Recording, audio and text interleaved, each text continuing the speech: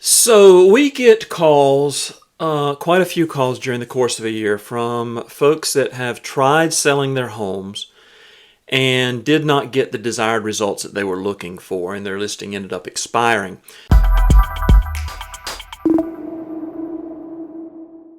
It's frustrating, especially if you've been on the market for 6 months or a year and just didn't get those results. If you still are in a position, or if this has happened to you and you still are interested in selling your home, give us a call. I'd love to come look at it. It's usually pretty obvious as to why you did not get those results. Some of the things that we're going to look at are, was the home presented properly? If it's not presented well, nobody's ever going to look at it. Come look at it. And we're past the days of sight unseen offers. Most people right now are coming to see the home before they decide to make an offer on it. Was the photography good? Was it priced right?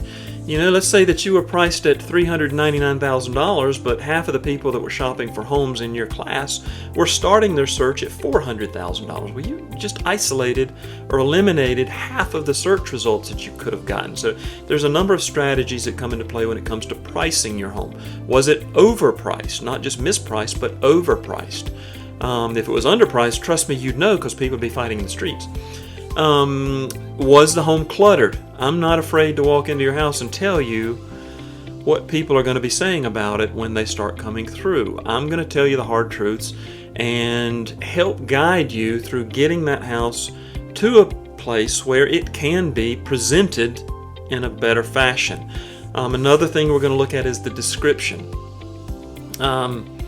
Writing home descriptions is not easy. I'll be the first to tell you that. And ChatGPT is not the way to do it either. You can always tell when someone's using a chat feature, a chat bot, to write their descriptions.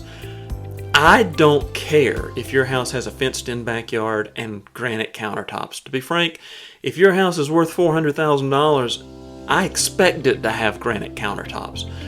What's more important to me is I think that potential buyers need to understand what it feels like, or what it's going to feel like to live in your home. I don't care about the details as much as I do about tapping into the emotions of that potential buyer. We need to make them feel like this is where they want to live, so that they'll come see the house and take ownership of it. People buy not just homes, but big purchases in general, usually for one of three reasons: fear, greed, or vanity. They're scared to death of losing it, they can't live without it, or they want to be seen with it.